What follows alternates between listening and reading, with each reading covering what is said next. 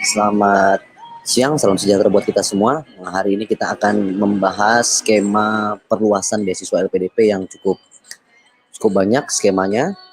Oleh karena itu, kita coba akan melihat bagaimana proses atau bagaimana cara mendaftar beasiswa LPDP dengan berbagai jenis ragam beasiswa.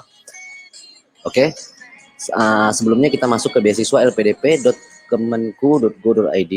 Jadi di sini Bapak Ibu bisa melihat bahwa ada berbagai macam jenis beasiswa, dari beasiswa LPDP reguler yang biasa, beasiswa untuk guru, pelaku budaya, termasuk mahasiswa, untuk dosen, untuk non dosen, untuk beasiswa termasuk beasiswa mahasiswa untuk mahasiswa dan pelaku industri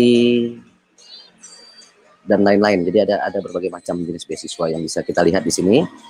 Dan setiap jenis beasiswa yang ditawarkan memiliki portal pendaftaran yang berbeda. Nah, ini yang menjadi perbincangan kita hari ini. Jadi di beasiswa LPDP itu bisa dilihat bahwa ada logo kecil di setiap jenis beasiswa, bisa dilihat di sini. Jadi logo ini mempresentasikan bahwa beasiswa tersebut mendaftar melalui portal yang berbeda. Jadi untuk LPDP yang berlogo LPDP di sini, ini kalau kita klik info lebih lanjut, Bapak Ibu akan dibawa ke beasiswa, ke situs beasiswa atau pendaftaran di lpdp.kemenku.go.id. Sedangkan yang kedua, ini ada beasiswa berlogo Kemdikbud. Bapak Ibu bisa klik di sini. Bapak Ibu akan diarahkan ke laman beasiswa Kemdikbud, yaitu beasiswa.kemdikbud.go.id. Jadi perbedaannya apa? Perbedaannya adalah di portal pendaftaran. Jadi Bapak Ibu mungkin kesulitan mendaftar jika Bapak Ibu mendaftar melalui situs LPDP pada umumnya atau biasanya. Jadi pada umumnya beasiswa LPDP mendaftar melalui beasiswa lpdp.kemenku.go.id. Namun saat ini di perluasan tahun ini 2021 ada perbedaan dalam sisi pendaftaran. Jadi Bapak Ibu bisa lihat di LPDP beasiswa lpdp.kemenku untuk listnya, atau Bapak Ibu bisa juga melihat listnya di beasiswa.kemdikbud.go.id. Oke, kita akan coba ke beasiswa kemdikbud.go.id. Oke, ini portal beasiswa melalui laman Kemdikbud. Jadi kita akan lihat program apa saja yang dibuka. Oke, ini program yang dibuka ada program degree, yaitu program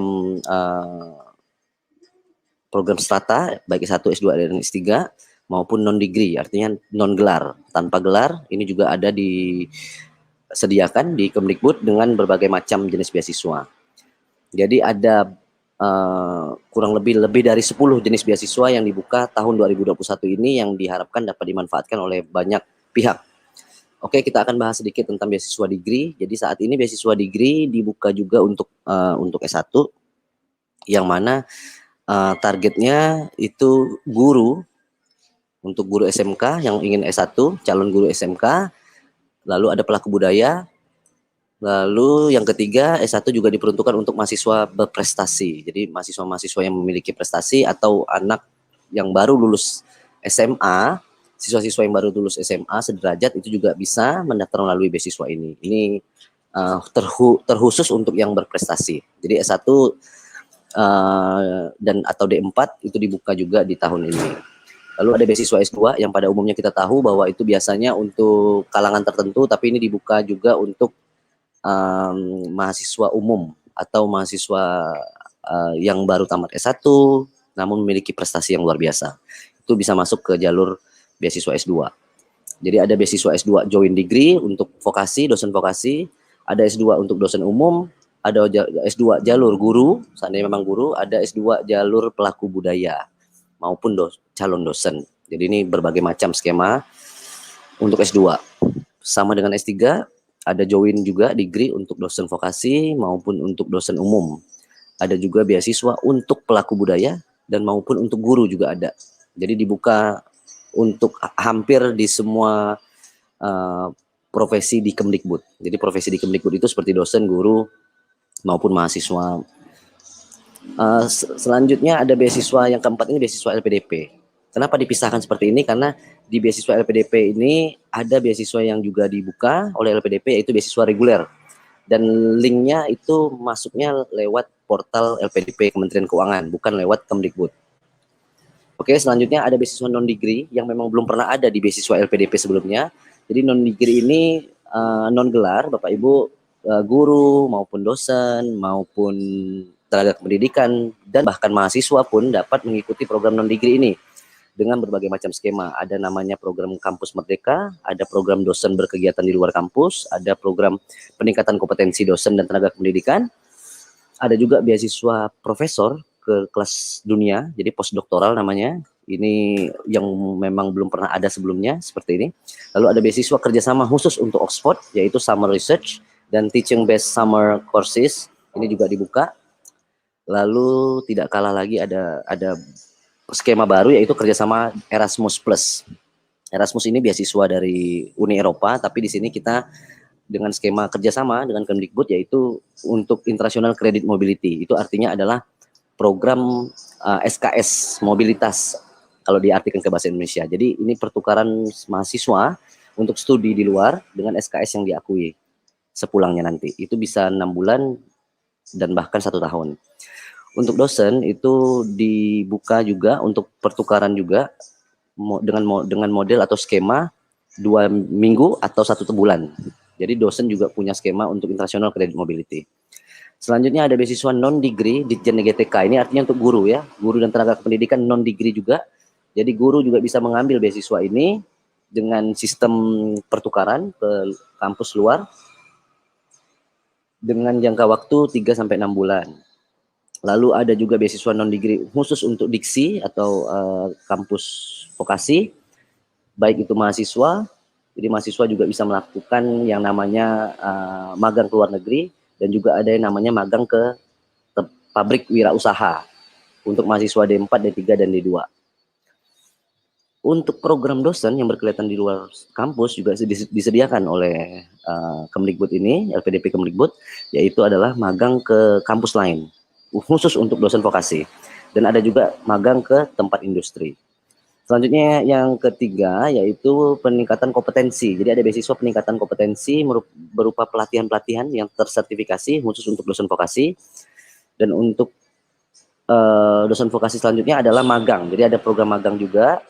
Yang terakhir untuk anak-anak SMK juga disediakan, yaitu namanya Project Based Learning PKL bersertifikat, baik itu dalam negeri maupun luar negeri. Selanjutnya itu ada beasiswa riset keilmuan. Jadi ada riset-riset keilmuan tertentu untuk dosen-dosen umum dan juga dosen di bawah Dirjen Vokasi. Jadi Dirjen Vokasi juga punya namanya riset keilmuan terapan dalam negeri. Untuk bridging course yang terakhir, jadi ini skema non-degree yang terakhir adalah ada program bridging course bagi untuk dosen maupun untuk mahasiswa. Dan ini sangat menarik karena sangat baru dan bisa diperoleh oleh para mahasiswa yang memiliki syarat, yaitu mahasiswa semester 4 sampai semester 7. Oke, jadi ini ada ragam puluhan ya bisa dibilang lebih dari 10 beasiswa yang dibuka jenis-jenisnya, dan ini bisa di-apply atau didaftarkan melalui portal beasiswa.kemdikbud.go.id. Jadi bisa dicek di sini. Bapak Ibu bisa melakukan atau siswa-siswa kita bisa melakukan pendaftaran melalui link-link yang disediakan. Jadi di sini ada link disediakan, link pendaftaran maupun petunjuk. Jadi kalau ingin melihat petunjuknya, Bapak Ibu bisa klik di bagian persyaratan di bawah di setiap jenis beasiswa ini. Bapak Ibu atau adik-adik klik. Di sini akan diarahkan kepada buklet yang bisa di-download sebagai panduan Bapak Ibu atau adik-adik dalam mengapply, dalam mendaftar beasiswa Kemdikbud ini.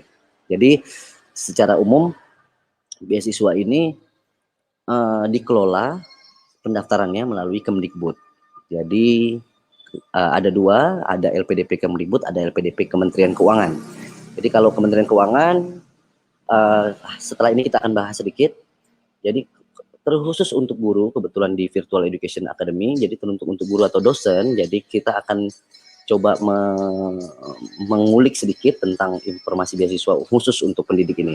Jadi untuk pendidik, Diharapkan saat mendaftar sudah benar dan yakin dengan apa yang diisi, karena untuk perubahan data itu agak sulit. Jadi laporan yang kita dapatkan dari para pendaftar untuk melakukan pengeditan pada saat pendaftaran itu agak sulit merubah data yang telah kita isi. Jadi saran saya dimatangkan dalam memilih jurusan kuliah termasuk kampus-kampus yang dipilih, karena agar memudahkan Bapak Ibu untuk tidak mereset atau mengubah-ubah data di kemudian hari. Karena portal yang saat ini dibuka adalah portal melalui beasiswa Kemdikbud. Sedangkan dari beasiswa LPDP Kementerian Keuangan itu portalnya memang menyediakan untuk pengeditan atau bisa langsung lapor kepada CRM di LPDP-nya. Oke, jadi pendaftaran di sini untuk deadline-nya sudah disediakan di layar utama di situs ini, termasuk alur pendaftaran beasiswa. Bapak Ibu tinggal diklik aja sesuai kebutuhan, mau informasi tentang apa, informasinya akan tertampil di layar sesuai dengan yang Bapak pilih. Jadi bisa digeser untuk kapan deadline-nya, termasuk alur cara mendaftar. Oke, ini untuk beasiswa LPDP Kemdikbud. Kita akan beralih ke beasiswa LPDP Kementerian Keuangan yang memang juga dibuka saat ini oleh LPDP. Jadi di beasiswa lpdp.kemenku.go.id ini ada beberapa beasiswa yang memang biasanya dibuka, yaitu beasiswa reguler dan beasiswa perguruan tinggi utama luar negeri. Jadi beasiswa ini memang setiap tahun dibuka oleh LPDP untuk para generasi penerus Indonesia yang dianggap terbaik dan dianggap dapat menjadi bagian solusi untuk Indonesia.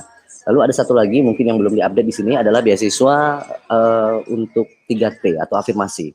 Beasiswa afirmasi ini juga dibuka di tahun ini dan mendaftar melalui portal lpdp.kemenku.go.id. Jadi pada dasarnya adalah beasiswa yang Bapak Ibu pilih di tahun ini yang begitu banyak, silahkan disesuaikan dengan kebutuhan Bapak Ibu, jenis beasiswa yang ingin dituju, agar tidak salah dalam mendaftar ataupun salah dalam mengikuti peraturan atau syarat-syarat yang disediakan atau yang diminta. Oke, jadi sekian informasi dari saya. Semoga dapat membantu para pengajar, para guru, para dosen maupun mahasiswa dalam mengejar beasiswa, khususnya beasiswa LPDP yang begitu luas saat ini. Oke, saya tutup. Terima kasih. Assalamualaikum warahmatullahi wabarakatuh.